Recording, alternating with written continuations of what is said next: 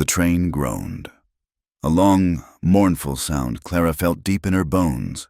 For 3 days, the rattle and sway had been her only companions, a ceaseless rhythm against the silence that was her world. Outside the grimy window, the green hills of the east had flattened and bled into an endless, sun-scorched brown.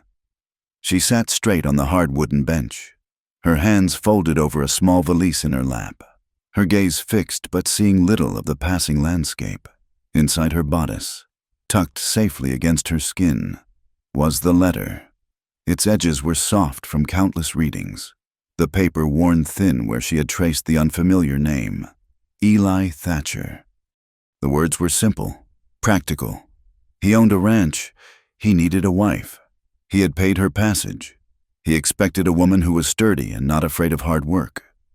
The letter said nothing of kindness, nothing of companionship. It was a contract written in a stranger's hand, a deed transferring her from one state of unwantedness to another.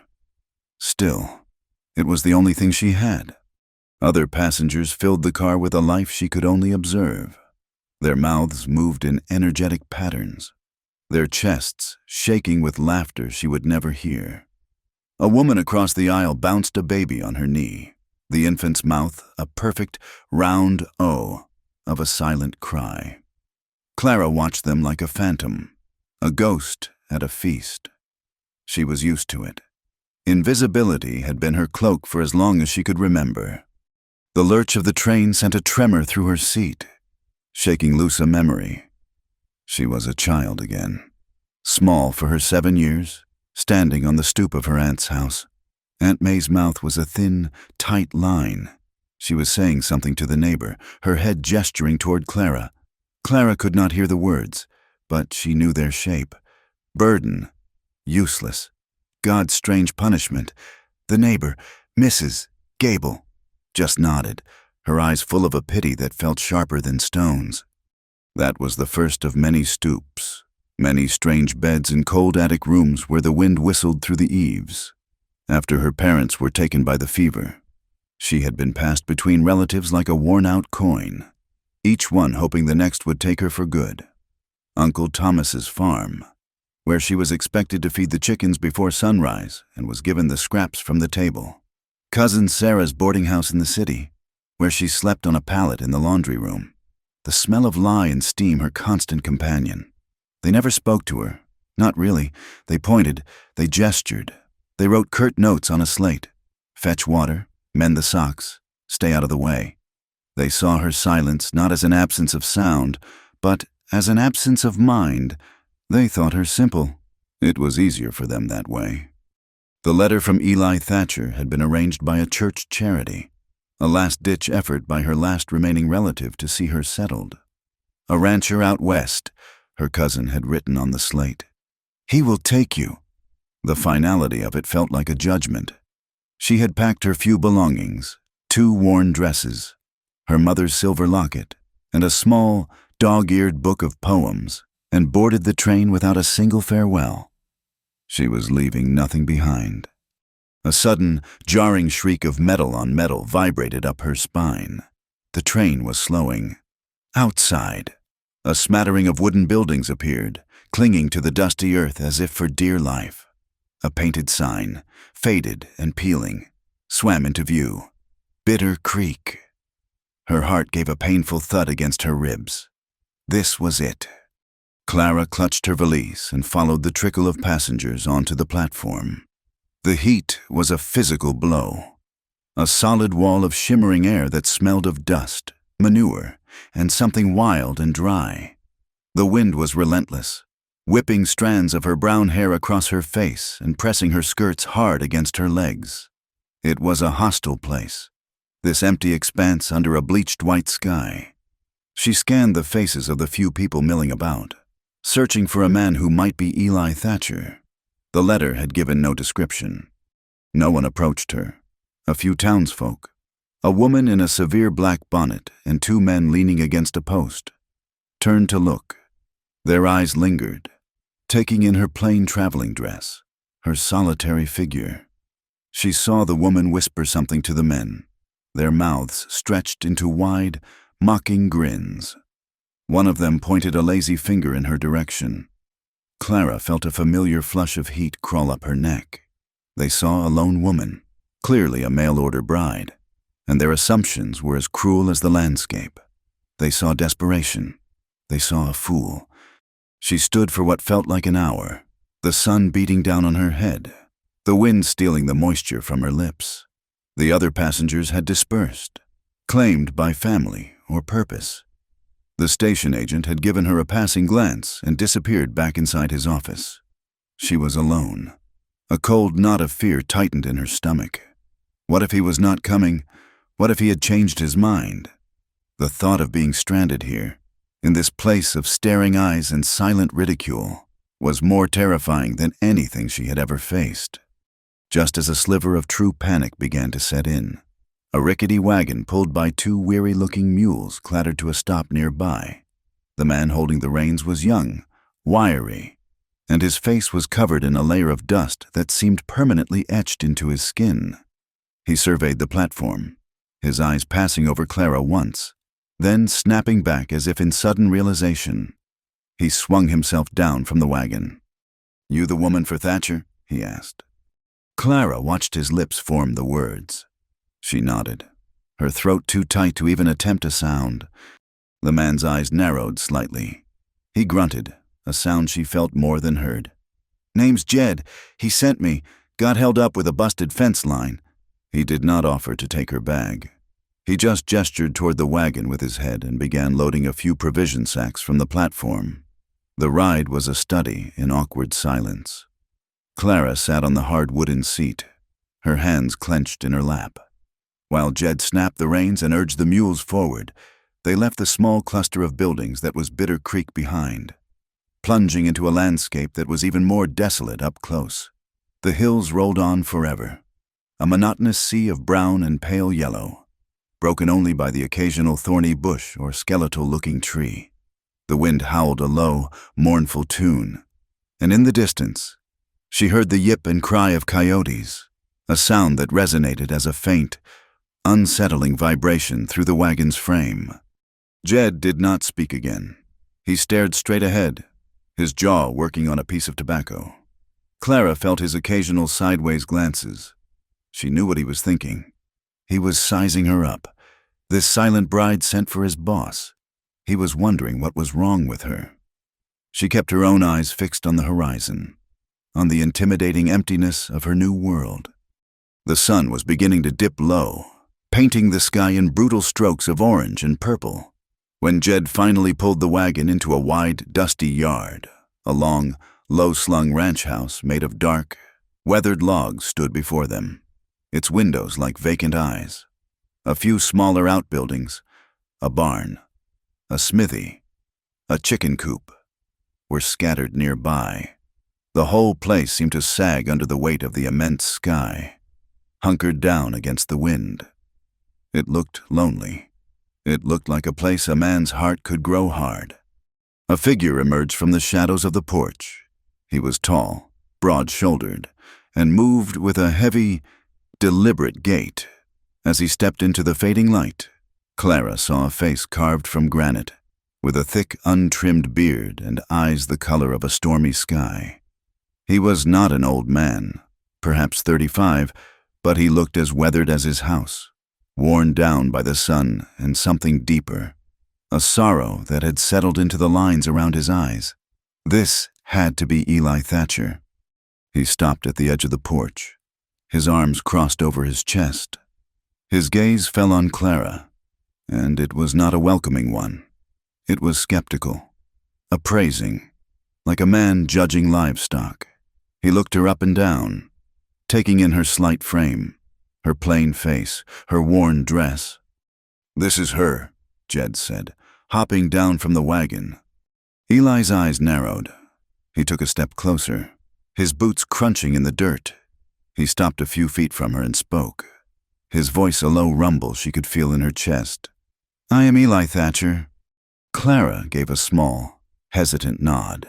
She could not read his lips clearly in the dim light, the beard obscuring the movement.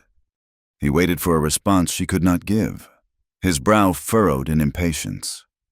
"Can you not speak, girl?" he asked, the words slow and deliberate this time. She shook her head, a small, miserable motion. She raised her hands and pointed to her ears, then shook her head again. A flicker of something, annoyance, disbelief, crossed his face.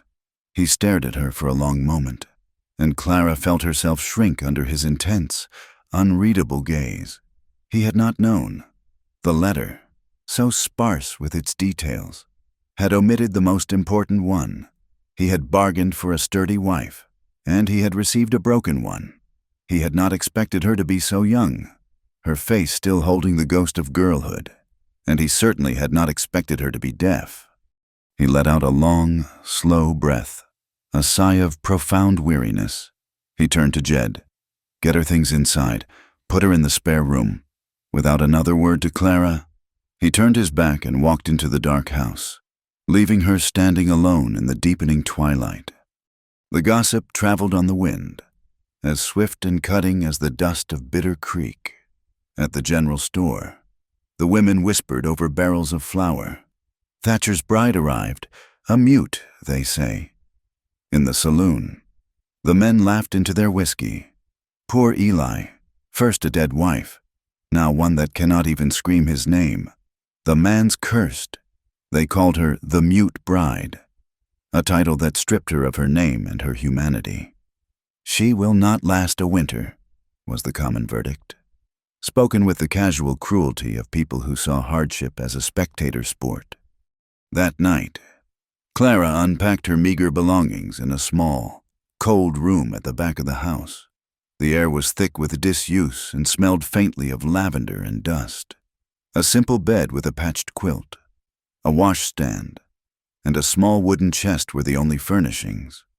There was a single window that looked out onto the endless dark hills. It was a room that held the ghost of another woman, a presence she could feel in the suffocating stillness. She laid her things in the chest, her movements slow and deliberate, trying to create a small corner of order in this vast, unwelcoming world. She did not cry. Tears were a luxury she had learned long ago she could not afford. The next morning, she rose before dawn, determined to be useful. She found the kitchen and, moving with a quietness that was second nature, stoked the embers in the wood stove and put a pot of coffee on to boil. She found flour and lard and began to make biscuits, her hands moving with a practiced rhythm. She would show him. She would show all of them that she was not useless. When Eli and his two ranch hands, Jed and an older, grizzled man named Samuel, came in for breakfast, they stopped short at the sight of her. The coffee was ready, the biscuits were hot, and a pan of bacon was sizzling on the stove. No one said a word. Eli just nodded curtly and sat at the head of the table. They ate in a heavy silence, the only sounds the scrape of forks on plates. Later that day, wanting to prove she was not afraid of ranch work, she walked out toward the corral. Samuel was trying to coax a nervous-looking sorrel into a pen, thinking she might help. Clara approached from the side, her steps soft in the dust. The horse, not hearing her approach, suddenly caught her movement from the corner of its eye. It shied violently, its eyes rolling in terror, and let out a panicked whinny. "Hey, get away from there, you fool girl!" Samuel bellowed, his face red with anger. Jed, who was mending a fence nearby, threw his head back and laughed, a loud, braying sound. "Scared it half to death. Samuel, she moves like a cat, that one." Clara froze, her face burning with shame. She backed away slowly, the sound of their laughter following her. She saw Eli watching from the porch, his expression grim and unreadable. He had seen the whole thing. He turned and went back inside without a word. She retreated to the house, the sting of her failure a bitter taste in her mouth. But she did not retreat into idleness. She found Eli's mending basket, overflowing with torn shirts and socks full of holes. She sat in a rocking chair by the cold hearth and began to sew, her stitches small and even. When she was done with the mending, she scrubbed the floors until the wood planks shone. She fed the chickens and collected the eggs.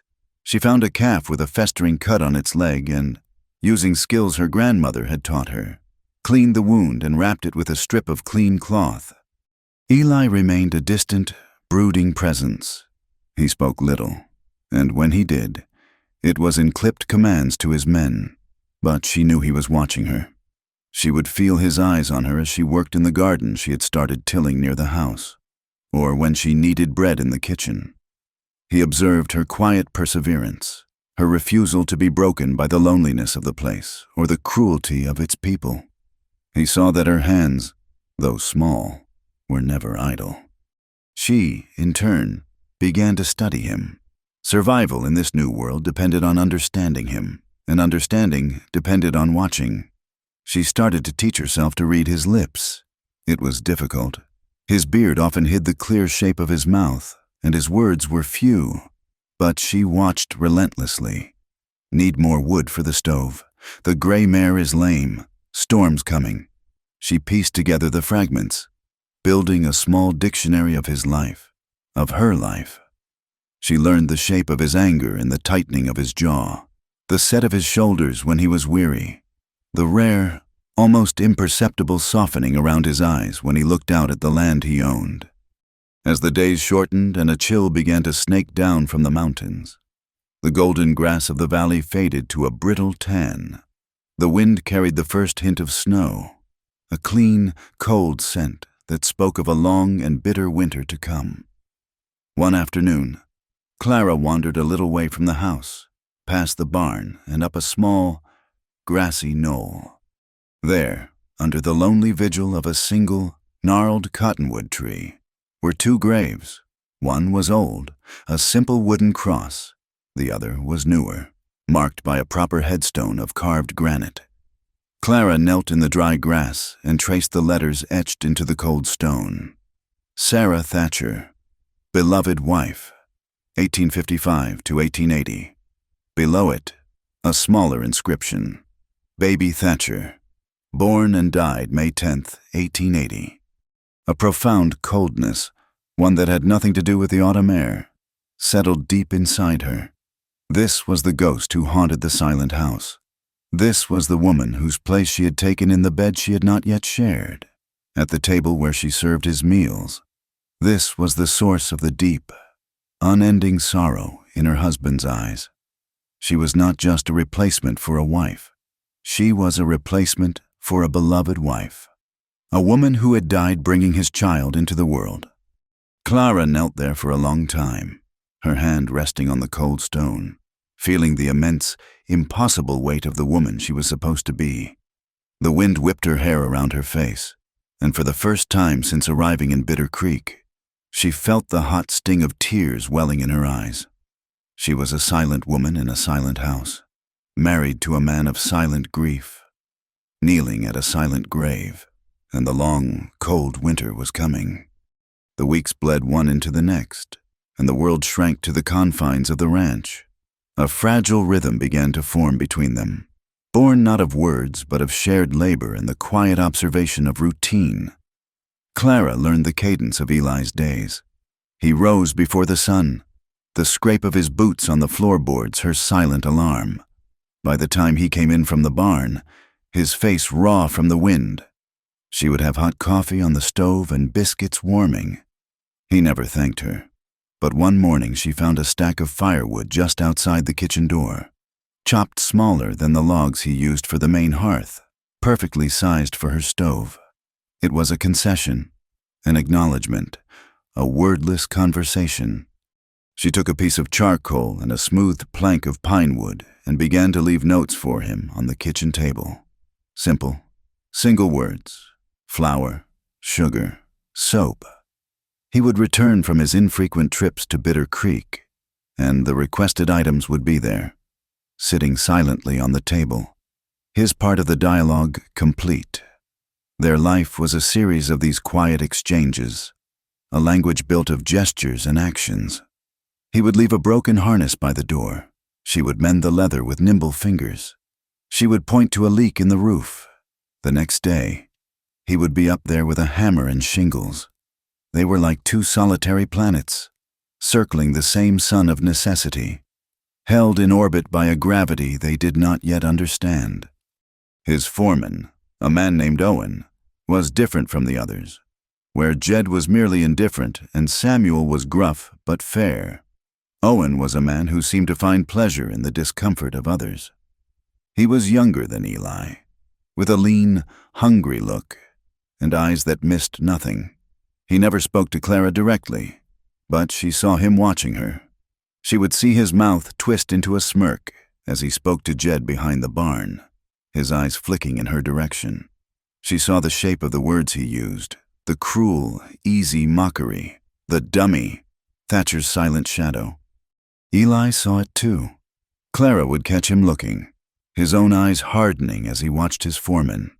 But he said nothing. He did not correct him. He did not defend her. In his mind, she was a part of the ranch, a fixture like the stove or the barn. She was there to perform a function. Her feelings were not yet part of the contract. This failure to act was a silence more profound than her own, a cold space between them that no amount of hot coffee could warm. One afternoon, as she was scattering feed for the chickens, she saw a flash of movement by the creek bed.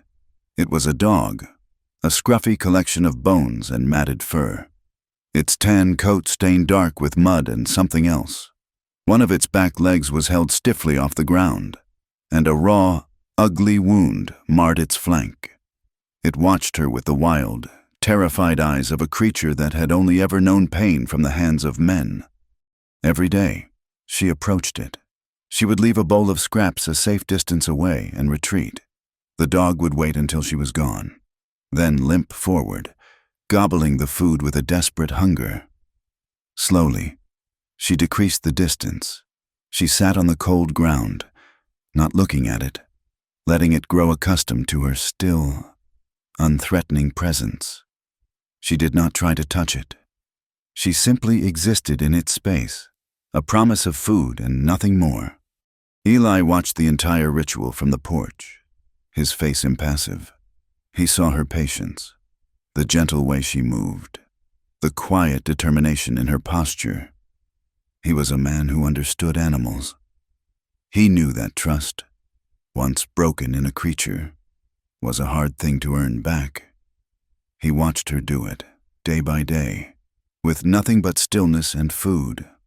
The day came when the dog, instead of retreating after it ate, lay down and began to lick its wounded leg, its wary eyes never leaving her face. Clara moved with an impossible slowness, crawling on her hands and knees until she was only an arm's length away. She held out her hand, palm up. The dog flinched, a low growl vibrating in its chest. She did not move. She waited. After a long moment, the dog stretched its neck forward and touched its cold, wet nose to her fingertips. That evening, she coaxed it back to the house, using a strip of bacon as a lure. She brought it into the kitchen, to the warmth of the stove. Eli stood in the doorway as she gently washed the wound with warm water and applied a salve she had made from herbs. The dog bore her touch with a trusting stillness. When she was finished, it licked her hand and curled up on a piece of burlap sack she had laid by the fire, letting out a contented sigh. Eli looked from the sleeping dog to Clara. He saw not a simple girl, but a woman with a deep, quiet well of patience inside her. He saw a strength that had nothing to do with lifting heavy loads or plowing fields. He saw a healer. He gave a single, almost imperceptible nod, and for the first time, she felt that it was directed not at a task completed, but at her. The first snows came, and the time for the last supply run to Bitter Creek before they were truly snowed in arrived. The trip was a necessity Eli clearly dreaded. Clara dreaded it more. To be in the town was to be on a stage, the subject of a cruel play she could not hear. She sat beside Eli on the wagon bench, her back ramrod straight, her gaze fixed on the mule's ears. As they walked down the town's single, muddy street, she trailed a few steps behind him, a dutiful shadow. The whispers started immediately. She saw the women pause in their gossip, their eyes latching onto her. She saw the men in front of the saloon nudge each other, their mouths forming silent jokes. It was like walking through a gauntlet of ghosts. She kept her eyes down, focusing on the movement of Eli's heavy boots in the mud. A woman in a calico dress, the one who had pointed and laughed on her first day, came out of the general store. As Clara passed, the woman turned her head and spat on the ground, the glob of tobacco juice landing mere inches from the hem of Clara's skirt. It was an act of such profound contempt, so deliberate and ugly, that it made Clara flinch as if she had been struck. She stopped, her cheeks burning with a shame so hot it felt like a brand. Eli, a few paces ahead, had seen it. He stopped and turned, his body going rigid, his eyes, the color of a winter storm, locked with the woman's. The woman's smug expression faltered, a flicker of fear replacing it. For a heartbeat, the world seemed to stop. Clara waited for him to speak, to defend her, to say something that would wipe the smirks from the faces of the onlookers. He said nothing.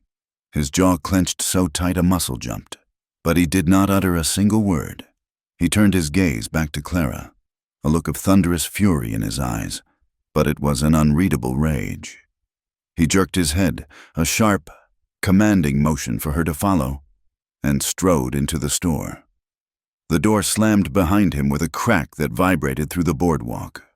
Clara followed, her head held high, though she felt as if every eye in Bitter Creek were drilling into her back. Later, as they were leaving the store, Eli threw the sacks of flour and sugar into the back of the wagon with such force that one of them split, dusting the wagon bed in white. The ride home was tense and silent, but it was a different kind of silence. It was heavy, charged, a living thing that sat between them on the wagon seat. He had not defended her with words, but his rage was a shield of its own. The storm hit 2 days later. It came without warning, a furious white wall that descended from the mountains and swallowed the world. The wind shrieked like a banshee, piling snow into monstrous drifts that buried the fences and crept up the walls of the cabin. For 3 days, the world was nothing but the howling wind and the swirling whiteness outside the windows. They were trapped. The small cabin, which had once felt large enough to contain their separate silences, now seemed to press in on them. The ranch hands were holed up in the bunkhouse, leaving Eli and Clara utterly alone. There were no chores to be done outside, no labor to distract them. There was only the fire, the howling wind, and each other. The forced proximity was an awkward dance. They moved around each other carefully, their solitude now a shared confinement. The silence stretched, becoming a tangible presence in the room. On the second day, Clara grew tired of it. She went to the window, where the cold had condensed her breath into a thick fog on the glass. With her finger, she drew a picture of the house, with a plume of smoke rising from the chimney. Eli, who had been staring into the fire, looked over. He watched her for a moment, then rose and came to stand beside her. He looked at her simple drawing, then wiped a clean spot on the glass with his sleeve. With his own calloused finger, he drew a crude shape, a horse. A small smile touched Clara's lips. She drew a chicken. He drew a cow, comically lopsided. Soon they were filling the window pane with a silent inventory of their world. It was a game, a conversation without sound. Later, she retrieved her charcoal stick and the pine board. She wrote a question. How long? He took the stick from her and wrote beneath it, 2 days, maybe more. This opened a new door. They passed the board back and forth. She asked about the ranch, about the cattle, about the names of the horses. He gave short, simple answers. He was a man of few words, even when he wrote them, but he was communicating. He was meeting her halfway, in the quiet, fragile world she inhabited. On the third day of the storm, the woodpile inside was running low. Eli bundled himself in a heavy coat and went out into the maelstrom to fetch more from the woodpile against the side of the house. Clara watched him through the window as he braced himself against the wind, his body a dark shape in the swirling snow. He swung the axe with a powerful, rhythmic grace, but as he bent to gather an armful of split logs, his boot slipped on a patch of hidden ice.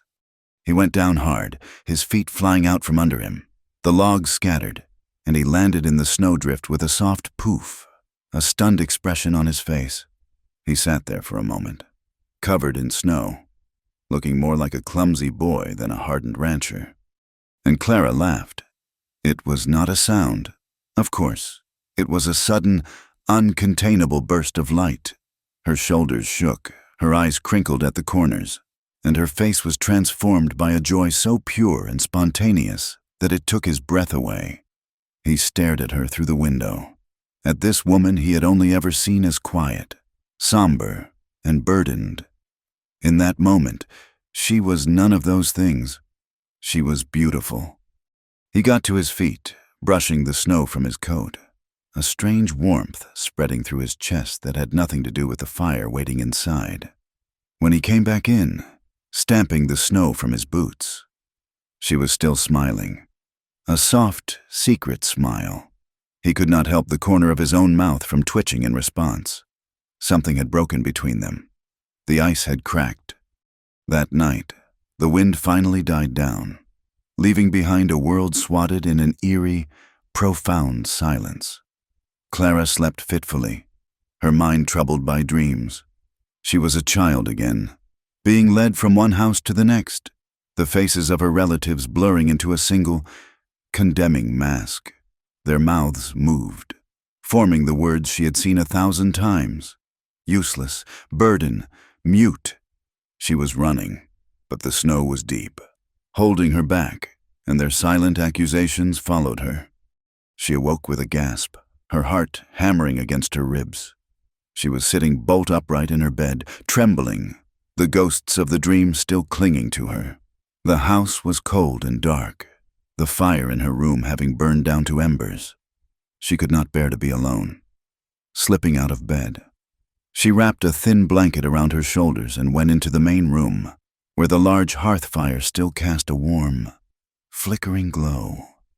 She sank onto the rug before it, pulling her knees to her chest, trying to stop the shaking. A floorboard creaked behind her. Eli stood there, a silhouette against the dying firelight. He must have heard her. He came and stood over her, his presence a large, solid shadow.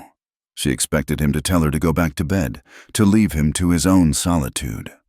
Instead, he went to his chair, took the thick wool blanket that lay across the back of it, and came back to her. He knelt and gently, almost hesitatingly, draped it over her trembling shoulders. It was warm and heavy and smelled of wood smoke and him. The simple act of kindness was so unexpected it made her breath catch. He remained kneeling before her for a moment, his expression unreadable in the flickering light. She looked up at him, her eyes wide and shining with unshed tears. She lifted a hand, her fingers trembling slightly, and laid it on his arm. It was a gesture of thanks, an anchor in the darkness.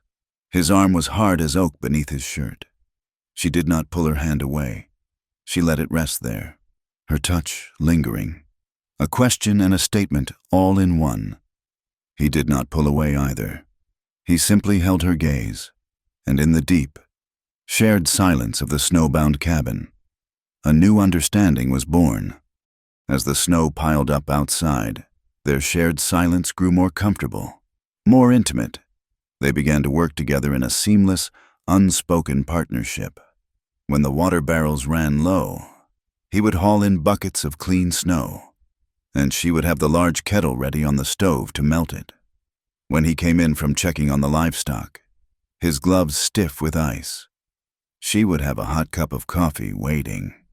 He started leaving his mending on the small table beside her chair instead of in the basket, a direct request. They learned to read the slightest shift in each other's posture, the smallest change in expression. They were building a language that had no need for sound, a vocabulary of shared need and growing awareness. One evening, as she sat by the fire, combing out her long hair, a log shifted, sending a shower of sparks up the chimney.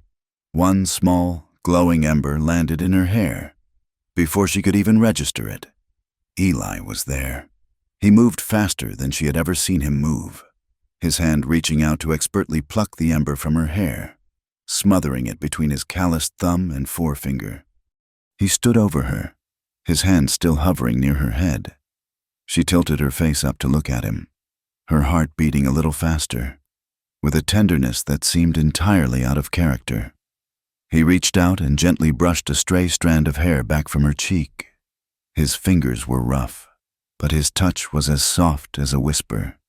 The touch lingered for a second too long, a current passing between them in the warm, firelit air.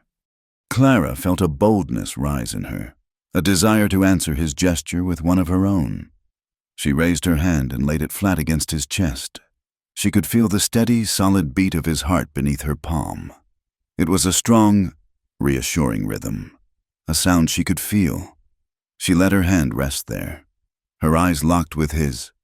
It was a gesture of profound intimacy, more revealing than any words she could have spoken. Neither of them moved. Neither of them breathed. In the quiet heart of the winter storm, in the sanctuary of their shared silence, something new and fragile and fierce was beginning to grow. The spring thaw was a messy, violent affair. The snow melted with a great sigh, turning the ranch yard into a thick, sucking bog of mud that clung to boots and wagon wheels with equal tenacity. The creek, which had been a frozen whisper all winter, now roared with a voice of churning brown water, carrying with it the debris of the long cold. With the thaw came the return of a world beyond the cabin walls. The ranch hands, Eli, and even Clara were drawn back out into the open air, into the demanding, ceaseless work of the season. The fragile intimacy that had been forged in the snowbound cabin now had to survive the harsh light of day and the watchful eyes of others. Owen, the foreman, returned from a winter spent with family in a neighboring town, his malicious gaze picking up precisely where it had left off. He noticed the change between Eli and Clara immediately. It was in the way Eli's eyes would follow her as she moved from the house to the chicken coop, the way she would anticipate his need for a tool or a dipper of water without a word being exchanged. Owen saw this silent understanding not as a bond, but as something unnatural, something to be feared. He began his campaign of whispers anew, the poison dripping into the ears of the other hands as they mended fences or herded the new calves. Clara would see them from a distance, Owen's mouth moving in animated patterns, his eyes cutting over to where she worked in her garden. She did not need to hear the words to know their shape. Witch, bewitching him. She saw the word place dumb form on his lips, a cruel accusation that she was somehow using her silence as a weapon, a deception. The other men, Jed and Samuel, began to look at her with a new apprehension, a flicker of superstitious fear mixing with their usual disdain. They gave her a wider berth, as if her silence might be contagious. Eli was not deaf to the change in atmosphere. He would hear the men's talk quiet suddenly when he approached, or catch the tail end of one of Owen's pronouncements. A hard, dangerous light would enter his eyes, and he would throw a look at Owen that was as sharp as a blade. But still, he held his tongue. The work of the ranch was all-consuming, and a confrontation with his foreman was a disruption he could not yet afford. It was amidst this growing tension that Eli decided to teach Clara to ride. He had a gentle, steady-eyed mare named Daisy, a horse with a calmer disposition than the others. He led her out into the corral one afternoon, then turned and gestured for Clara to come. She approached hesitantly, her experiences with the horses having been fraught with fear and humiliation. He communicated with his hands, with a patience she had never seen him display with anyone else. He showed her how to hold the reins, his large, rough hands closing over her smaller ones, positioning them correctly. The warmth of his touch sent a jolt through her. He demonstrated how to put a foot in the stirrup, how to swing herself up into the saddle. He stood close, his body a solid, reassuring presence, ready to catch her if she faltered. The first time she was in the saddle, high off the ground, a wave of dizziness and fear washed over her. But Eli stood at the mare's head, his hand on the bridle. his eyes calm and steady on hers. He began to lead the horse in a slow, walking circle around the corral. After a few turns, Clara's fear began to recede, replaced by a new, exhilarating sensation. She could feel the powerful muscles of the horse moving beneath her, a living engine of strength and grace. Eli let go of the bridle and stepped back. He showed her how to gently press her heels to the horse's flanks. She did, and Daisy moved forward into a slow trot. The rhythm was jarring at first, but soon she found the cadence, moving with the horse instead of against it. A feeling of pure, unbridled freedom surged through her. For a woman who had spent her entire life confined by silence, by the four walls of other people's houses, by the low expectations of the world, this was a revelation. To be in control of such power, to move with such speed, was like being given a voice for the first time. She urged the mare faster, into a canter. The wind rushed past her, whipping her hair back from her face and bringing tears of pure joy to her eyes. She leaned forward over the horse's neck, a wide, radiant smile splitting her face. In that moment, she was not the mute bride, not the timid creature who startled at shadows. She was powerful. She was free. Eli stood in the center of the corral, watching her. He had intended to teach her a practical skill, something she would need to survive out here. He had not expected this transformation. He saw her face, lit from within by a light he had never imagined she possessed. She was no longer plain, no longer somber. She was magnificent, a vibrant, living flame against the drab landscape. The image of her, laughing silently into the wind, her face a mask of pure, uncontainable joy, burned itself into his mind. It was an image that would come back to him in the quiet moments before sleep, a vision that both warmed and unsettled him in a way he could not explain. It haunted him. The fragile new world they were building together was tested in the quiet moments inside the cabin. One morning, as the sun streamed through the kitchen window, Eli stood by the wash basin, stripped to the waist, splashing cold water on his face. Clara came in from her garden, her arms full of early greens. She stopped when she saw his back. It was a landscape of its own, a map of past pains etched into his skin. A thick, ropey scar ran from his left shoulder blade down to his ribs, the relic of an old knife fight, she guessed. Another was a puckered, angry-looking mark on his lower back, perhaps from a fall or a goring. These were the marks of a hard life, a life of violence and survival. Many women would have recoiled. They would have seen the ugliness, the brutality. Clara saw only the story of the man she was coming to know. She put the vegetables down on the table and walked toward him, her bare feet silent on the wood floor. He must have sensed her presence, for he stiffened, but he did not turn around. She hesitated for only a second, then reached out a tentative hand. With the tip of her finger, she began to trace the line of the long scar on his shoulder. Her touch was as light as a feather, full of a quiet, questioning tenderness. She was not judging his past, she was acknowledging it. She was accepting the parts of him that were jagged and broken.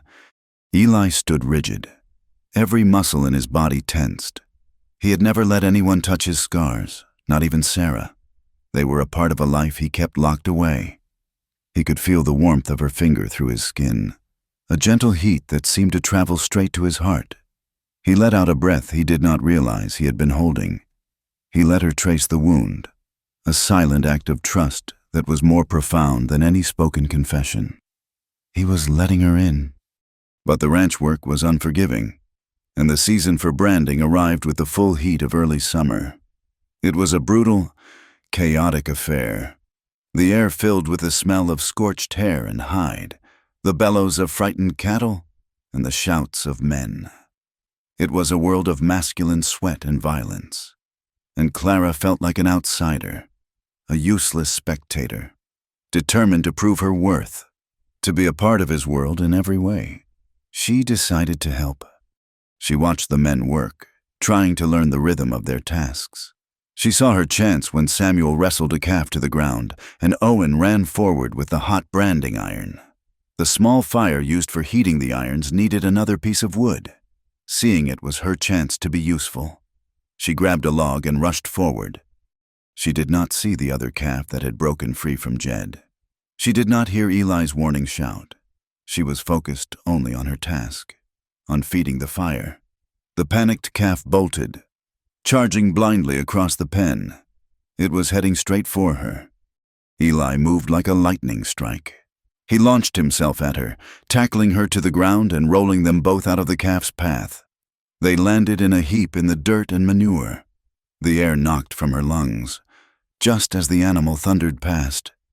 For a moment, she lay stunned, his heavy body pinning her down, his heart hammering against her back.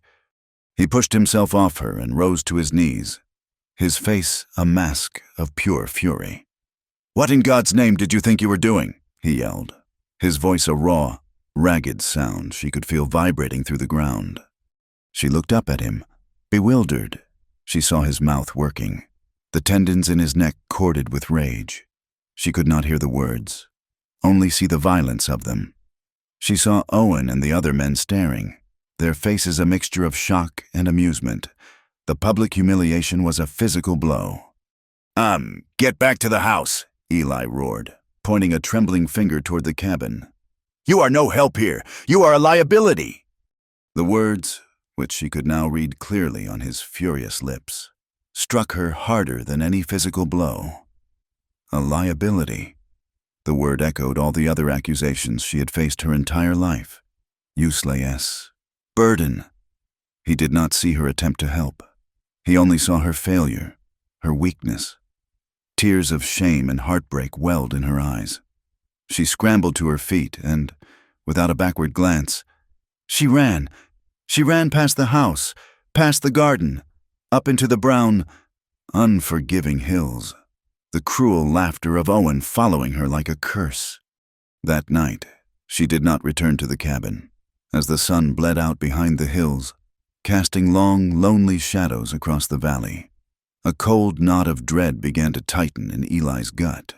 His anger had long since evaporated, leaving behind a hollow, aching fear. He had replayed the moment in his head 100 times. He remembered the blind panic that had seized him when he saw the calf charging toward her, the sickening lurch in his stomach at the thought of her being hurt, or worse. He had felt the same terror he had felt in the room where Sarah had died. The fear had come out as rage, a brutal, ugly thing he had directed at the very person he had been so desperate to protect.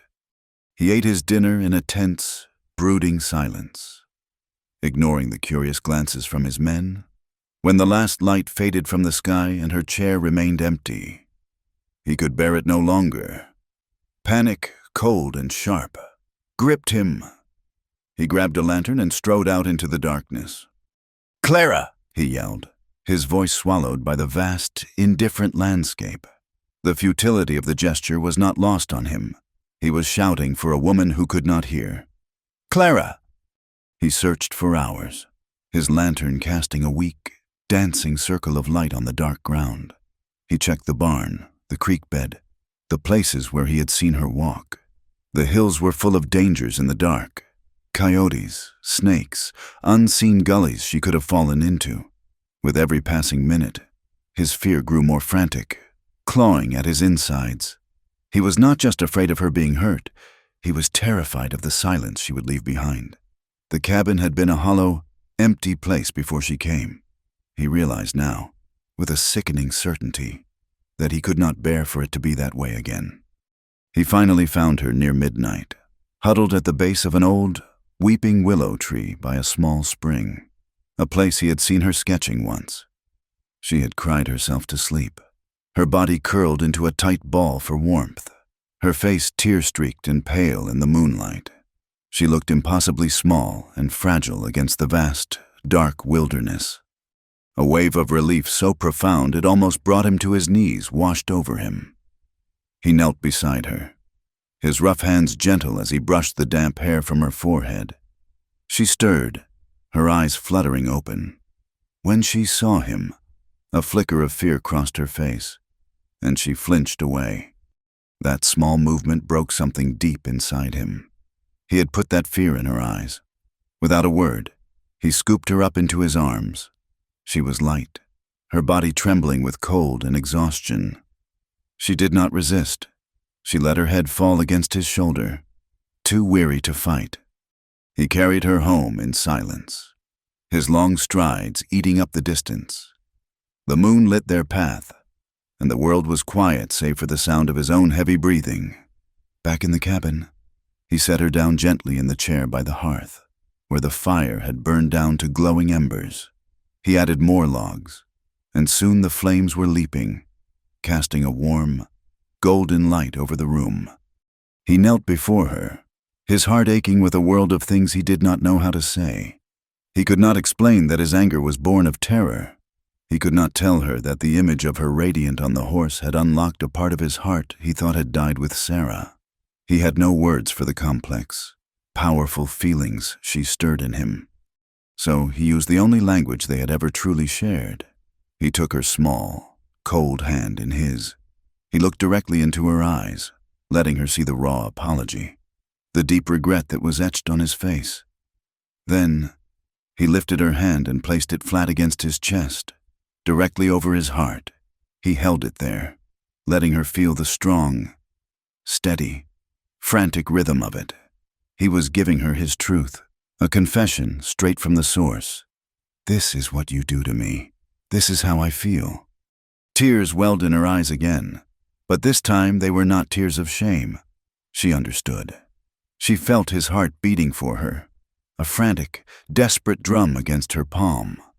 A slow, hesitant smile touched her lips. He leaned in, his gaze dropping to her mouth. He hesitated for a heartbeat, giving her a chance to pull away. She did not. She leaned toward him, her eyes fluttering closed. Their first kiss was gentle, almost shy, a tentative exploration of lips that had only ever exchanged unspoken words. It was a kiss overwhelmed with longing, a release of all the silent tension that had simmered between them for months. It tasted of wood smoke and sorrow, and a desperate, burgeoning hope. He pulled back slightly to look at her, his hand coming up to cup her face. He was a rough, calloused man, but his touch was reverent. He kissed her again, more deeply this time, and she opened to him, a soft, yielding, soundless sigh escaping her lips. He lifted her from the chair and carried her to his bed. He undressed her slowly, with a tenderness that bordered on worship. In the flickering firelight, he looked at her as if she were the first woman he had ever seen. As he finally came to her, she began to cry, silent tears that tracked paths through the dirt on her cheeks. They were not tears of pain or fear, but of a release so profound she felt her soul might crack open. For the first time in her life, she was not being looked at for what she lacked. She was being seen, truly and completely, for everything that she was. The next morning, they awoke to a world made new. The sun streamed in, illuminating the dust motes dancing in the air. They lay tangled together in the sheets, the silence between them no longer empty, but full and rich and peaceful. Clara sat up and looked down at him, a soft smile on her face. She reached down to the hearth, where the ashes from the night's fire were cool. She dipped her finger in the gray dust, then turned to the smooth, packed dirt of the floor beside the bed. Slowly, with great care, she traced a single word. Mine. Eli watched her finger move, watched the word take shape in the dust. 1,000 emotions washed over him. He looked from the word to her face, so open and lovely in the morning light. He gave a slow, deliberate nod. It was a vow, an answer, a beginning. The world inside the cabin had become a universe unto itself, a place of quiet understanding and newfound tenderness. But outside its walls, the world was shrinking, growing colder and more hostile even as the spring sun warmed the land. Their union, unsanctioned and strange, was a stone thrown into the stagnant pond of Bitter Creek, and the ripples were turning ugly. The town's gossip, once a thing of mild curiosity, now curdled into something venomous. Owen was the primary source of the poison. He spun tales in the saloon and at the general store, his words painting Clara as a sinister figure. He spoke of how Eli, a man hardened by grief and solitude, had suddenly softened, how he now seemed bewitched, his mind clouded. The whispers took root in the fertile soil of fear and ignorance. Clara was no longer just the mute bride. She was a cunning seductress. Rumors spread that she was swelling with a bastard child, a product of some dark pre-contractual sin. Others, more insidious, suggested she was putting things in Eli's food, herbs and powders to ensnare his will, a silent poison to match her silent presence. The women of the town, who had once pitied her, now looked upon her with a mixture of fear and contempt. They saw her quiet demeanor not as shyness, but as secrecy. They saw her bond with Eli not as love, but as a kind of witchcraft. The men, for their part, saw a fool in Eli Thatcher, a strong man brought low by a damaged woman. Eli, wanting to quell the talk and formalize what was already true in his heart, decided they would have the preacher bless their union. He did not ask Clara. He simply took her hand one Sunday morning and led her to the wagon. It was a statement to the world, but the world was not ready to listen. The preacher, a severe, thin-lipped man named Reverend Miller, met them in his small, dusty office behind the church. He listened to Eli's request with a stony face, his eyes resting on Clara with a clinical, dismissive air. "A marriage is a holy union, Mr. Thatcher," the Reverend began, his voice dry as dust. "It is a joining of two whole souls before God." He paused, letting the weight of his words fill the small room. "The woman, she cannot speak the vows. She cannot hear the word of God. She is, in the eyes of the Lord and this community, incomplete." The word hung in the air, a deliberate, brutal blow. Incomplete. Clara watched the preacher's lips form the word, and it was as if all the air had been pressed from her lungs.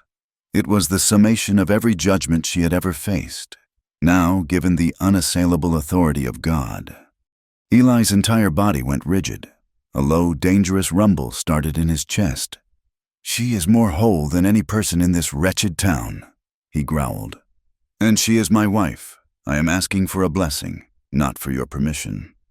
"I cannot bless what is not whole," the Reverend said, his voice unwavering. "It would be a mockery.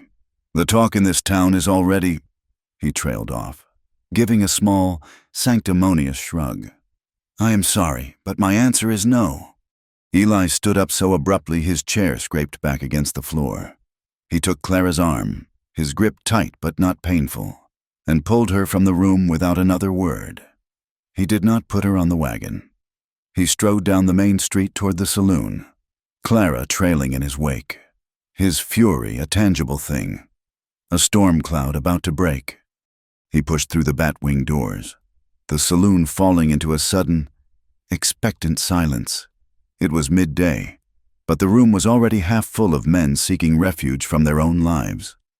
Owen was at the bar, a half-empty glass of whiskey in his hand. "Well, look what the cat dragged in," Owen sneered, turning to face them. "Come for a drink to drown your sorrows. Thatcher, heard the good Reverend won't be sanctifying your arrangement." He let his eyes drift over Clara, a slow, insulting appraisal. "Cannot say I blame him. Who'd want to bless damaged goods?" It happened in a blur of motion. Eli crossed the room in 2 long strides. He did not speak.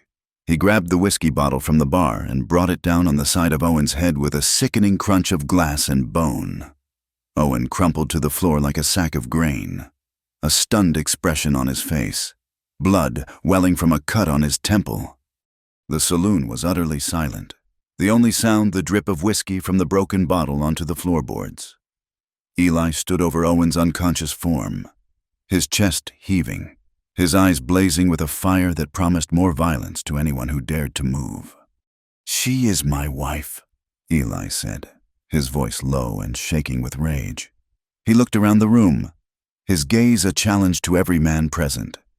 The next man who speaks a word against her will answer to me." He turned, took Clara's hand, and led her out of the saloon, leaving a stunned and silent audience in his wake. The ride home was a quiet storm. Eli's hands were white on the reins, his jaw set like stone. He had defended her.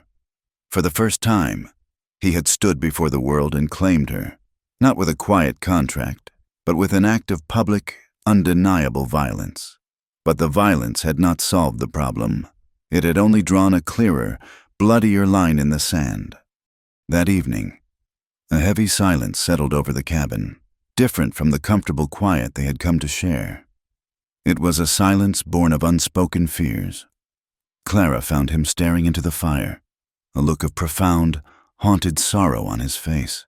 She came and sat on the floor at his feet, laying a hand on his knee. He looked down at her, and the anger was gone, replaced by a deep, weary pain. He began to speak, his voice rough with emotion. He told her about Sarah, about how he had loved her, how she had been the sun in his sky. He told her about the difficult pregnancy, the long, agonizing labor. He told her about the small, stillborn child, and about how Sarah had bled out in their bed, her life slipping away while he held her hand, helpless. "I killed her," he whispered, the words a confession he had held in his heart for years. "The doctor said it was just a thing that happens, but I know. Loving me is a curse. Everything I touch, it breaks." He looked at Clara, his eyes full of a terrible, desperate fear. "I feel it for you. Clara, God help me. I feel it more than I ever thought I could feel anything again. And it terrifies me. I cannot lose you too." His fear was a ghost that had been living between them all along, the source of his distance, the reason for his rage. He was not just afraid for her. He was afraid of his love for her, believing it to be a fatal poison. Clara listened, watching his lips, her heart breaking for the weight he had carried alone for so long. She saw now that the walls he had built were not to keep her out, but to keep his curse contained. She did not know the words to comfort him, so she offered the only comfort she had. She took his hand from his lap and placed it gently on her flat stomach. She looked him directly in the eye, a fierce, unwavering promise in her gaze. It was a silent vow. "Your love does not bring death. It will bring life. I am not afraid." The next day, while Eli was out on the range, a strange impulse guided Clara. She went to the small, cold spare room, the one that had once been hers and Sarah's before that. She opened the small wooden chest at the foot of the bed. It contained a few of Sarah's things: a lace collar, a book of pressed flowers, a baby's silver rattle. At the very bottom, wrapped in a piece of velvet, was a simple, worn gold band, Sarah's wedding ring. Clara held it in her palm, the metal warm against her skin. It was a symbol of a love that had ended in tragedy, a reminder of the ghost she was meant to replace. But in that moment, it felt like something else. It felt like a challenge, a claim. She was not Sarah. She would not be a ghost, and she would not be a victim of his fear. Slowly, deliberately, she slipped the ring onto the third finger of her left hand. It was a perfect fit. When Eli came in for supper, he saw it immediately. He stopped in the doorway, his eyes fixed on the glint of gold on her hand as she set a plate on the table. A complex storm of emotions passed over his face: pain, fear, and something else, a reluctant flicker of awe at her quiet defiance. He said nothing, but that night, when he took her in his arms, his touch was filled with a desperate, trembling reverence, as if he were holding something precious and breakable that he was terrified to lose, but could no longer bear to let go. The fragile peace was shattered by the arrival of Marcus Thorne. Thorne owned the sprawling ranch to the east, a vast operation he had built by buying out or running off smaller landowners. He was a big man with a prosperous belly and a cruel mouth, a man used to getting what he wanted. He rode into their yard one afternoon with two of his men, his presence an immediate intrusion. "Thatcher," he boomed, dismounting. "I have come to make you a final offer. Your land adjoins my best grazing pasture. It is more valuable to me than it is to you. I will give you a fair price, enough to set yourself up somewhere else. My land is not for sale. Marcus," Eli said, his voice level, his hand resting near the pistol on his hip. Thorne's eyes flickered past Eli to where Clara stood in the doorway of the cabin, watching. A slow, contemptuous smile spread across his face. "Still playing house with the mute, are you? I heard the preacher would not even marry you. You are a joke. Thatcher, hiding out here with damaged goods because no proper woman would have you." He spat on the ground. "Sell me the land. Take your creature and disappear. It is the best you can hope for." "Get off my land," Eli said, his voice dropping to a deadly whisper. Thorne laughed. "You will regret this. Thatcher." He swung himself back onto his horse and rode away, leaving a cloud of dust and threats hanging in the air. That night, the world was unnaturally quiet. Clara was on edge, the memory of Thorne's sneering face replaying in her mind. Eli was a coiled spring, pacing the cabin, a rifle in his hand. They both knew that Thorne's threat was not an empty one. The shot, when it came, was a single, sharp crack that split the night. It was followed by the high, terrified scream of a horse. Eli's face went pale. "Stay here," he commanded, his voice tight. "Lock the door. Do not come out, no matter what you hear." He was out the door before she could even react, disappearing into the darkness with his rifle. A moment later, he was back. His face was a mask of cold fury and grief. "It was Daisy," he said, his voice choked. "He shot Daisy," the gentle mare he had taught her to ride on, the one symbol of her joy and freedom. It was a message, a warning. "Go to the barn," Eli ordered, his voice raw. "It is safer there. Stay hidden until I come for you." He pressed a small skinning knife into her hand. "Just in case." She ran to the barn, her heart pounding in her chest, the small knife cold and unfamiliar in her hand. The barn was dark and smelled of hay and animals and fear. She lit a single lantern, its weak glow pushing back the shadows. She could hear Eli and the other hands shouting in the distance, their voices faint and muffled. She was alone, trapped in a terrifying silence, waiting. To keep her hands from shaking, she needed something to do. She found a small, discarded block of soft pine wood near the tool bench. She took the knife Eli had given her and began to carve. She did not know what she was making at first, but her hands seemed to have a mind of their own. Slowly, a shape began to emerge from the wood. A horse. She worked with a frantic, desperate intensity, the shavings falling to the floor around her, the image of Daisy, her gentle eyes, her strong body, was burned into her mind. As she carved the delicate legs, the flowing mane, the proud arch of the neck, silent tears began to stream down her face. She sobbed without a sound, her shoulders shaking with a grief and terror she had no other way to release. Each cut of the knife was a prayer, a lament, a desperate act of creation in the face of senseless destruction.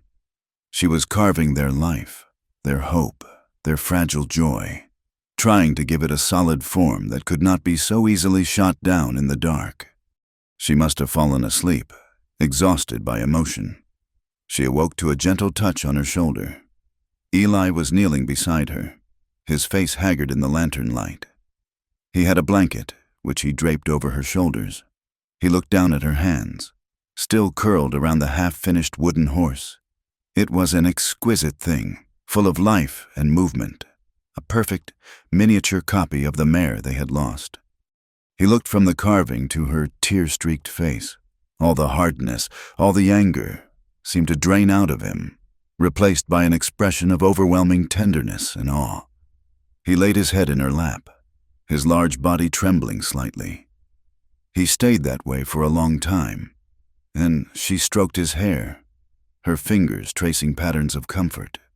Finally, he looked up at her, his eyes shining. He reached up and cupped her face. his thumb gently wiping away a stray tear. He did not need a loud voice to make his declaration. He leaned in close and whispered the words, a sound so low it was almost just a breath. But she saw them perfectly on his lips, a vow made in the heart of the darkness. You are better than all of them. The fragile peace bought with a whisper in the dark did not last the night. The following days were taught with a grim, waiting silence. Eli knew Marcus Thorne was not a man to issue idle threats. He spent his days with his rifle never far from his hand and his nights sleeping with one eye open. The betrayal, when it came, was not from a bullet in the dark, but from a quiet act of treachery that cut deeper than any blade. Eli had gone to the locked chest where he kept his important papers, searching for the original land grant signed by his father, a document that would prove his water rights, the lifeblood of the ranch, and the very thing Marcus coveted most. The chest was locked, as he had left it, but the papers were gone. There was only one person besides himself who knew where he kept the key. He found Owen by the corral, brazenly mending a saddle as if it were any other day. "Where are they?" Eli asked, his voice deceptively calm, a quiet rumble before an earthquake. Owen did not look up from his work. "Where are what, boss?" "My father's papers, the land grant." Owen gave a slow, insolent shrug. "Never seen them. You must have misplaced them." Eli saw the lie in the slight smirk at the corner of Owen's mouth, in the way he refused to meet his eye. The knowledge of the betrayal settled in his gut like a cold, heavy stone. There was no proof, nothing but his word against his foreman's. Owen had sold him out to Marcus Thorne, trading years of loyalty for a handful of silver. He had handed Thorne the weapon that could ruin him. Eli fired him on the spot, his words clipped and cold. Owen just laughed, a short, ugly sound, and said he was already planning on leaving for a better-paying job. He was gone within the hour, leaving behind a void filled with the poison of his treachery. The attack came 3 nights later. It began not with a sound, but with a smell. Clara was the first to notice it, a strange, acrid scent on the night air that pricked at her nostrils. She sat up in bed, her senses on high alert. Eli was still asleep beside her. She slipped out from under the covers and went to the window. In the distance, against the black silhouette of the hills, a malevolent orange glow pulsed like a dying heart. "Fire!" She flew to Eli's side, shaking him with a frantic urgency. He came awake with a grunt, his hand immediately reaching for the rifle he kept by the bed. She pointed frantically toward the window. He looked, and a curse ripped from his lips. He was dressed and out the door in seconds, shouting for Jed and Samuel. Clara did not hesitate. She pulled on a dress and her boots and ran after him. The fire was at the far edge of their eastern pasture, a hungry, roaring beast that was consuming the dry summer grass with incredible speed. The wind was carrying it directly toward the main barn and the house. It was not a wildfire. It had been deliberately set. The scene was one of controlled chaos. Eli was yelling orders, his voice a raw bark against the crackle of the flames. Jed and Samuel ran with wet burlap sacks, beating at the edges of the fire in a desperate, futile attempt to contain it. The air was thick with smoke that stung the eyes and clawed at the throat. Clara saw what was needed. While the men fought the front line, she became their support. She ran back and forth to the well, her arms aching as she hauled bucket after bucket of water. She soaked more sacks for them, her hands plunging into the cold water until they were numb. She tore strips from a clean sheet, soaked them, and pressed them into the men's hands, a silent command for them to cover their mouths and noses against the choking smoke. Her quiet, relentless efficiency was a steadying presence in the midst of the panic. Jed and Samuel, who had for so long seen her as a fragile, useless thing, now saw something else entirely. They saw a woman with a will of iron, her face grim with determination, her body moving with a purpose that required no words. They saw her run toward the line of fire to hand a fresh sack to Eli, her thin dress illuminated by the terrifying glow. And she did not flinch. Her quiet bravery was a rebuke to all their whispered jokes, a testament to a strength they could not comprehend. Her hands were red and blistered from the rough rope of the well buckets, scorched by the heat of the flames, but she never slowed. The fire was a living, breathing monster. It leaped and roared, spitting embers that started smaller fires ahead of the main line. The cattle in the far pasture, their instincts screaming with terror, began to stampede, their dark shapes moving like a river of panic in the firelight. The large herd bull, a massive, formidable creature named Caesar, was crazed with fear, blinded by smoke and terror. He broke through a fence line, his powerful body a battering ram of pure, unthinking panic.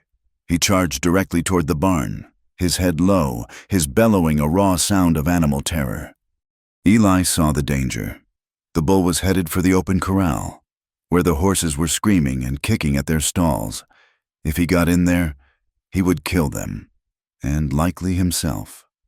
Eli ran to head him off, waving a heavy blanket, trying to turn the massive animal.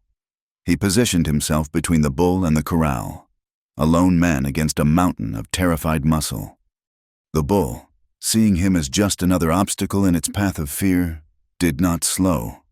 It lowered its head, its great horns aimed directly at Eli's chest.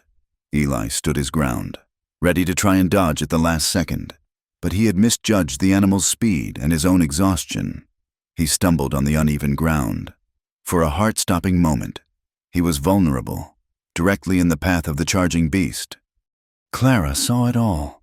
She saw Eli stumble, saw the bull lower its head for the final, deadly charge. A primal scream, soundless and raw, ripped through her. She did not think, she acted. She grabbed the nearest bucket of water and ran, planting herself directly between Eli and the bull. She was a small, fragile thing against such a force, a moth before a hurricane, but she did not flinch. The bull was less than 20 feet away, its wild eyes fixed on her. She held her ground, a point of absolute, focused stillness in the swirling chaos. She did not scream or wave her arms frantically. She simply stood, her presence a sudden, unexpected interruption to the animal's panicked flight. As it thundered closer, she threw the bucket of water with all her might. It splashed across the bull's massive head and chest, the shock of the cold water and the sudden movement breaking its terrified concentration for a fraction of a second. It was enough. The bull swerved at the last possible moment, its shoulder brushing past her with enough force to send a shockwave through the ground. It thundered past, its wild rampage now directed away from the barn and Eli, and disappeared into the smoky darkness.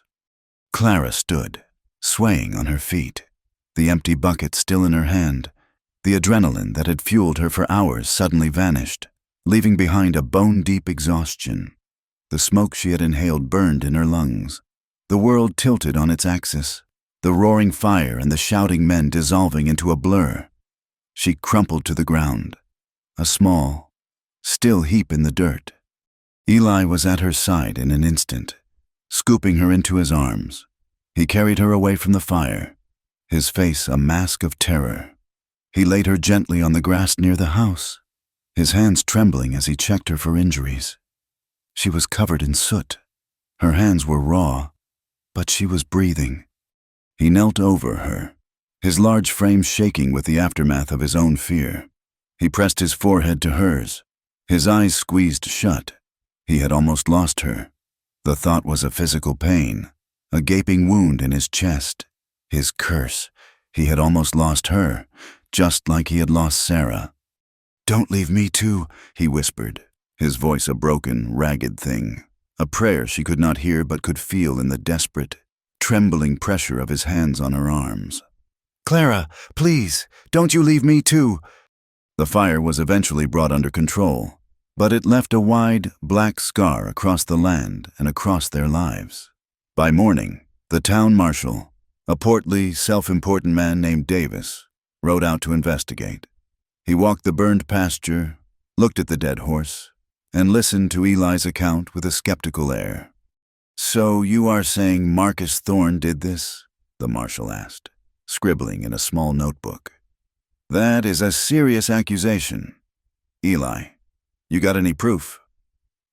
He threatened me, Eli said, his voice tight with restrained anger. and my land grant papers, which he needs to get my water rights, mysteriously disappear the same week my foreman, who I suspect took them, quits to go work for him. Then this, what more proof do you need? It is all circumstantial, the marshal said with a shrug. I will talk to Marcus, of course, but without a witness. He looked around, his eyes landing on Clara, who stood silently by the porch. Did your wife see anything? She was here, Eli said. The marshal turned to Clara. Ma'am, did you see who started the fire? He asked, his voice unnecessarily loud, as if she were slow-witted instead of deaf. Clara stepped forward, her face earnest. She began to use her hands, a series of gestures she had developed to communicate with Eli. She pointed to the east, toward Thorne's ranch. She made a shape like a man on a horse, then mimicked the act of striking a match and throwing it to the ground.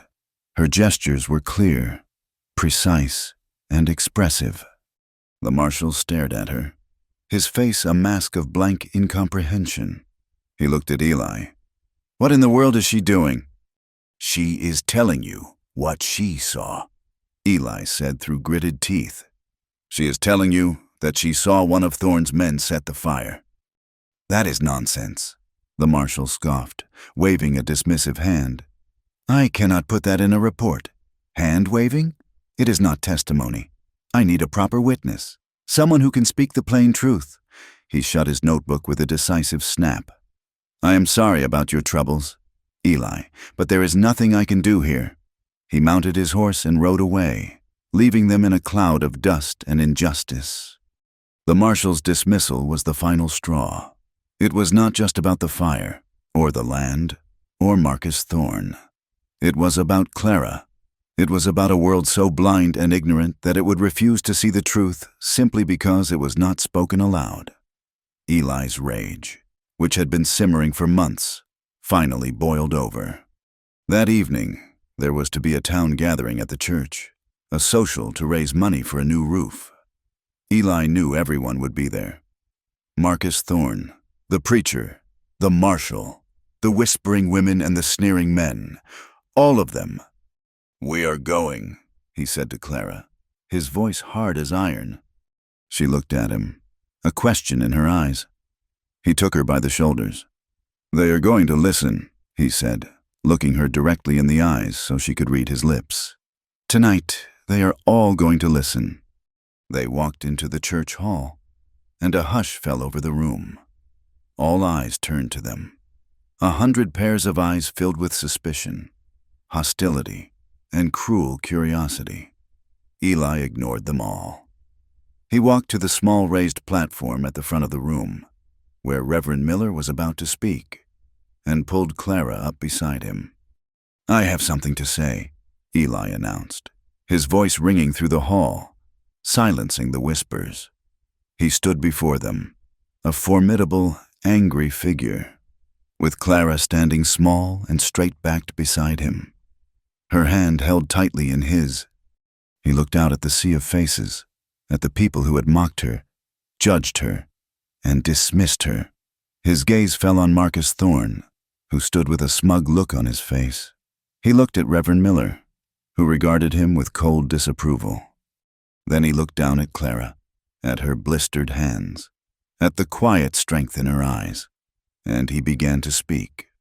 You all look at my wife, he began, his voice low and powerful, and you see something broken. You see a silence that you think is emptiness. The Reverend here, he calls her incomplete. You whisper that she is a witch, a simpleton, a burden. You laugh at her. You dismiss her. He paused, his eyes sweeping across the silent room. I am here to tell you the truth. His voice rose, filled with a righteous fury. She is better than all of you. A collective gasp went through the room. You talk about community, Eli went on, his voice ringing with passion. But you do not know the meaning of the word. A few months ago, this woman found a dog, half dead and beaten, and she healed it with a patience none of you possess. When my land was on fire, a fire set by the greed of a man in this very room, she did not run, she fought. She hauled water until her hands were raw and scorched. She did not complain. She did not falter. He pointed a finger at the stunned crowd. She saved my life when I was about to be trampled by a panicked bull. She stood in its path. This small, silent woman stood down a beast that would have sent any of you men running for your lives. And she did it to save me. His voice softened, but lost none of its intensity. She came to a place that did not want her, to a man who did not welcome her. And she endured. She has never spoken a single word of complaint. She has met your cruelty with dignity, your judgment with grace. And she loved me when I was a bitter, broken man who thought he could never be loved again. She saw something in me that none of you bothered to look for. He turned and looked at Clara, his heart in his eyes. Her silence is not emptiness. It is a space filled with more strength, more kindness, and more courage than this entire town put together. You do not hear her, because you do not know how to listen. A profound, heavy silence fell over the hall. No one moved. No one spoke. Marcus Thorne's smug expression had been wiped clean from his face. In the back of the room, one of the women who had whispered so cruelly began to weep, her face buried in her hands. Reverend Miller stood by the podium, his face pale, but he offered no apology. His silence was its own verdict. Eli did not wait for their judgment. He had said his piece. He took Clara's hand, and together they walked down the central aisle and out the doors of the church, leaving the town of Bitter Creek to reckon with its own silence. As they walked out into the cool night air, their fingers were entwined. The world had not magically changed. The prejudice still lingered in the shadows. But something had shifted. A single voice had spoken the truth, and a tide, however slight, had begun to turn. The land heals slowly. For the rest of that summer and into the fall, a wide black scar remained on the eastern pasture, a permanent reminder of the night the world tried to burn them down. The men rebuilt the fences, their hammers ringing with a new, grim determination. But scars remained on the people. Too, in town, faces would turn away when Eli and Clara rode through. The whispers had stopped, replaced by a sullen, resentful silence, which in some ways was worse. They had won the battle, but the war against ignorance was a long and quiet one. It was in the faces of the others that Clara found her new purpose. She had seen them on her trips to town, the children who lingered in the shadows, the ones the other children did not play with. There was a young girl named Sarah, whose throat had been ravaged by a fever that had stolen her voice, leaving her as silent as Clara. There was a boy, Thomas, his eyes clouded by milky cataracts, who navigated the world through sound and touch. And there was little Maddie, whose leg had been twisted since birth, forcing him into a lurching, painful limp that made other children mock him. They were the unfit, the incomplete, the broken things that the town preferred not to see. Clara saw herself. She took a piece of charcoal and wrote on her pine board, which she set on the kitchen table for Eli to find, a school. He looked at her, a question in his eyes. She wrote again, "For the children who are different, I can teach them." A slow, proud smile spread across Eli's face. The next day, he began building a small, one-room schoolhouse near the main cabin. Using timber he had felled himself, he built small benches and desks. When it was finished, Clara rode into town with him.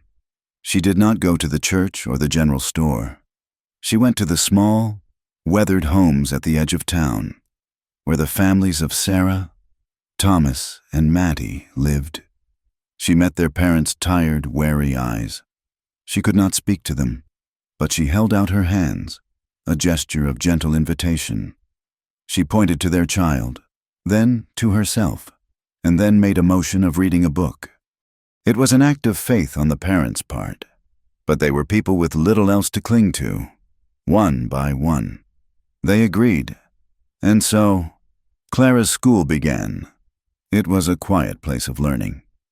She taught the mute girl to read and write, giving her a voice on a slate that was louder than any shout.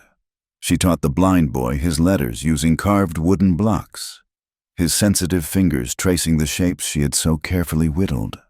She taught the boy with the limp how to mend leather and carve wood, showing him the strength in his hands was greater than the weakness in his leg. She did not teach them how to be like everyone else. She taught them that their differences were not the end of their story, but the beginning. Eli would watch them from a distance as he worked, his heart swelling with a feeling he had no name for. He saw her patience, her profound and boundless empathy. He saw the way the children, who had been cowed and shamed by the world, began to straighten their backs and lift their heads. He saw her creating a sanctuary, a small island of acceptance in a hostile world. She was not just healing them, she was healing a part of herself, and a part of him, too. Their love, which had been forged in the crucible of winter storms and fire, now settled into a deep, abiding peace. One night, when the summer air was warm and the sky was a vast, velvet blanket strewn with 1,000,000 diamond-sharp stars, he led her out into the open prairie. He spread a blanket on the sweet-smelling grass, far from the shadows of the cabin and the ghosts of the past. They made love there for the first time, under the silent, watchful gaze of the moon. There was no shame, no fear of his curse, no ghosts of what had been lost. There was only the vast, open sky above them and the solid, living earth beneath them. His touch was not one of possession, but of worship. He was a man communing with something sacred, something he had almost lost and now understood to be the bedrock of his entire world. It was a quiet, reverent act, a consummation not just of their bodies, but of their souls, freely and wholly given in the great, silent cathedral of the prairie. A few days later, they walked together to the weeping willow tree by the spring, the place he had found her after the branding. It was their place.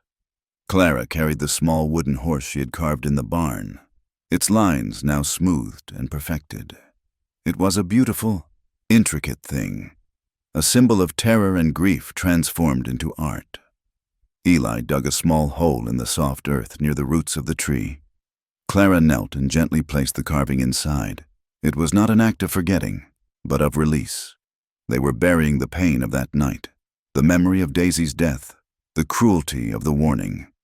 They were letting it go, planting it in the earth to allow something new to grow in its place. It was a quiet funeral for their fear, a promise of survival. News from the world beyond the ranch came in trickles, carried by Jed when he returned from town. One afternoon, he brought the news that Owen had been found dead. He had picked a fight with the wrong man in a saloon in a town 2 days' ride away, and had been stabbed through the heart over a card game. It was a sordid, unremarkable end for a man whose life had been defined by petty cruelties. The next time they were in Bitter Creek, Clara stood for a moment before the fresh-dug grave in the town cemetery. There was no stone yet, just a mound of raw earth. She stared at it, her face a calm, unreadable mask. There was no triumph in her expression, no sorrow. There was only a quiet stillness, an acknowledgement of a chapter that had finally, irrevocably closed. With the coming of the first snows, Clara devoted herself to a new task. Eli had brought her a stack of clean paper and a bottle of ink from town. She had learned to read as a child, but her writing had always been hesitant, functional. Now, she began to practice with a fierce dedication. She filled page after page with her careful, looping script, mastering the craft of language. When she felt ready, she began to journal. She began her story. She wrote of her lonely journey on the train, of her arrival in the dusty, wind-swept town. She wrote of her fear, of the mocking faces, of the cold welcome. She wrote of the silence, the isolation, the crushing weight of being seen as incomplete.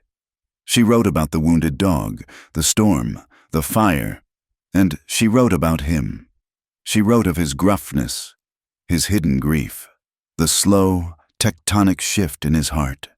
She wrote about the first time she saw him laugh, the way he held her hand over his heart, the feel of his whisper on her cheek in the dark barn. She poured her silent world onto the page, giving it a voice that was clear and strong and true. Some nights, she would leave the pages on the table for him. He would sit by the fire, his large, calloused hands holding the delicate pages with a gentle care, and he would read her story. He would read of her pain and his own cruelty. He would read of her hope and his own slow awakening. He would read of a love that had grown in the most barren of soils. And often, as he read, silent tears would track their way down his weathered cheeks and into his beard. He was not just reading her words. He was finally, truly, hearing her soul. When the spring thaw came again, they married. There was no preacher, no church hall full of judging eyes. The ceremony was on their land, on the small knoll under the gnarled cottonwood tree.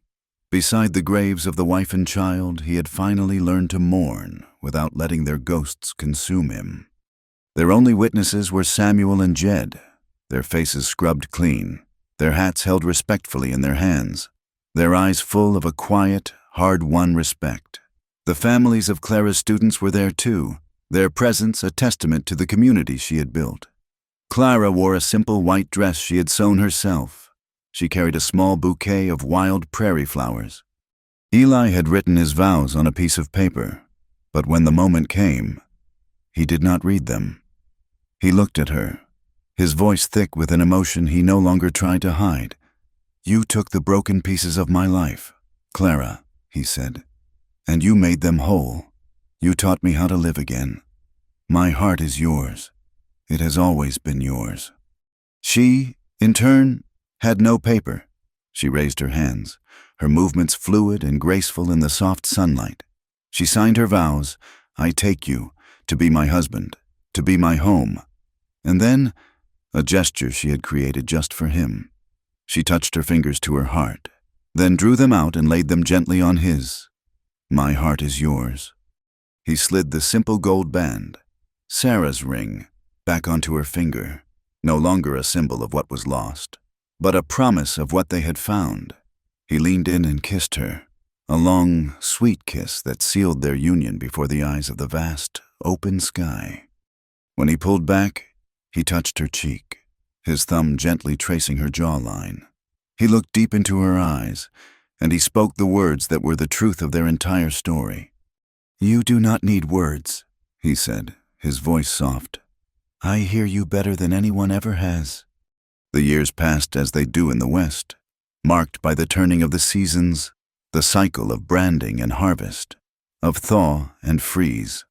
The black scar on the land faded, eventually covered over by new grass, its memory a pale shadow on the earth. The schoolhouse grew, and the children she taught went out into the world with their heads held a little higher. As the story closes, Clara stands on the hilltop, the one overlooking the ranch, the valley, and the small cluster of buildings that was Bitter Creek. She is a woman now, no longer a girl. The wind, which had once been her enemy, now feels like an old friend as it blows through her hair, which is streaked with the first threads of silver. She is holding the small, sturdy hand of a child, a little girl of about 5 with her father's stormy eyes and her mother's quiet, observant soul. It is her own daughter, a daughter who was also born into a world of silence. But for this child, the silence will not be a prison. It will be a garden, tended by a mother who knows its language, and a father who learned to listen with his heart. Below them, the town of Bitter Creek goes about its business.